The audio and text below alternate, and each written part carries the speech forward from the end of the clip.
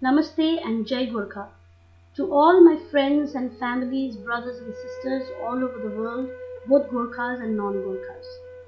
Today I bring before you our story of Gurkhaland, our struggle and aspirations for the recognition of our constitutional right of creating a 30th state of Gurkhaland within the Union of India. 2017 has been a major milestone in our long pending demand for Gurkhaland.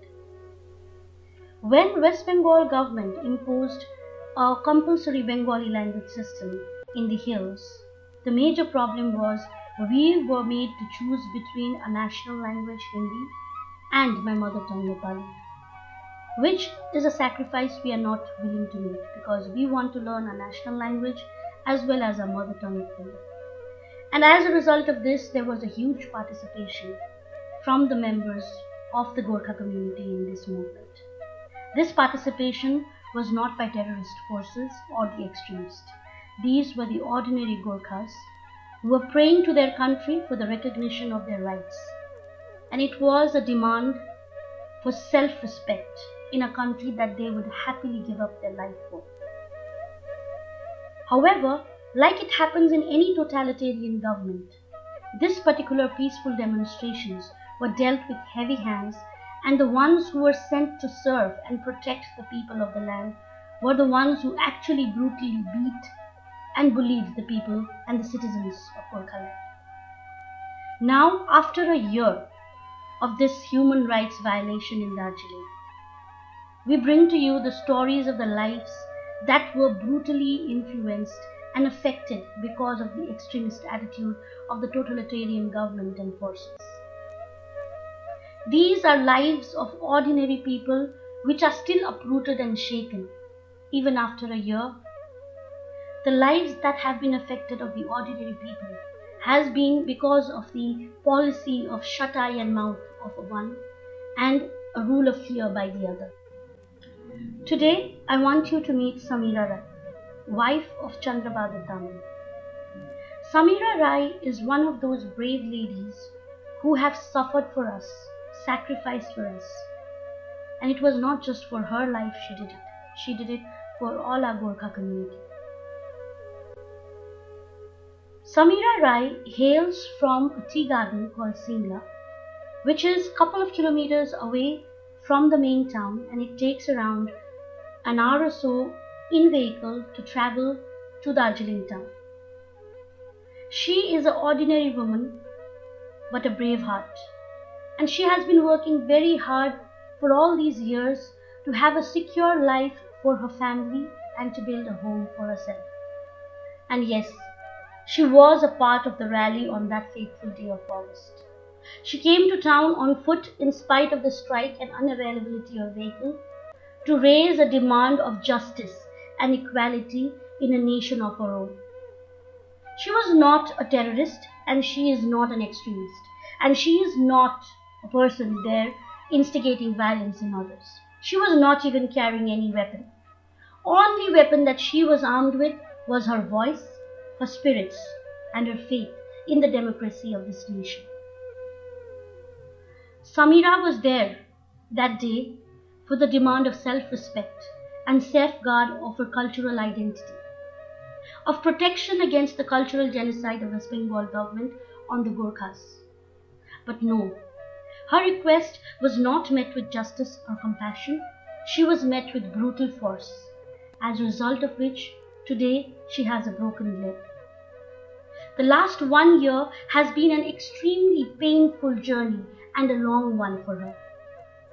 Her legs have been damaged so brutally that in spite of the rod that has been installed and the screws that has been drilled into her bone, her legs have not been aligned properly, as a result of which it is a very, very painful process for the last 1 year. She has recently completed her second surgery, and that too is equally brutal and painful.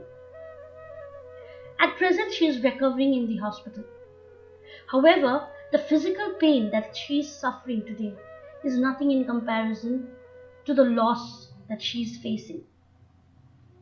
Samira Rai is a wife and an ordinary citizen of India who is today suffering because of loss of livelihood as she cannot work with a broken leg, and a loss of spirits because she has not met with justice and been ignored by everybody, including her own country today.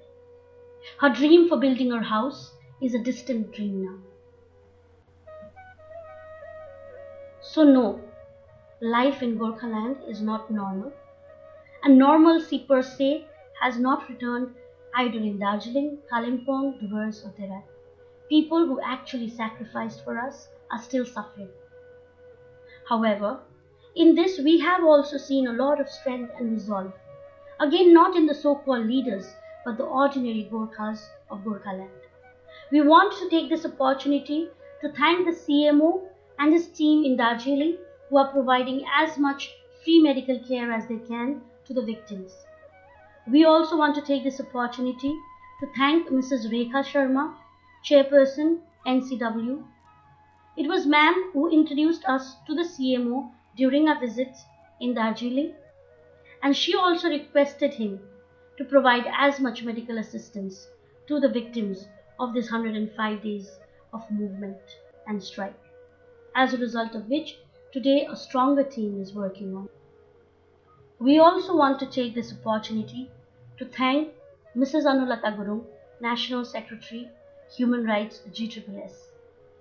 Mrs. Anulata Gurung has been working with the victims of this 105 days of agitation impartially, without any alignment or political affinity, and helping these victims tirelessly with emotional support and any kind of assistance that she can provide. Her humanity speaks much larger than her words, and she is a true human rights activist. We also want to thank Mrs. Sita Bhutia,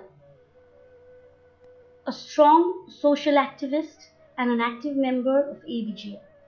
She has also been continuously visiting these members in the hospital, providing them comfort and any kind of assistance that she can. She has been working with them in spite of her own ill health, but keeping aside all her own sufferings, she has been standing strong for them.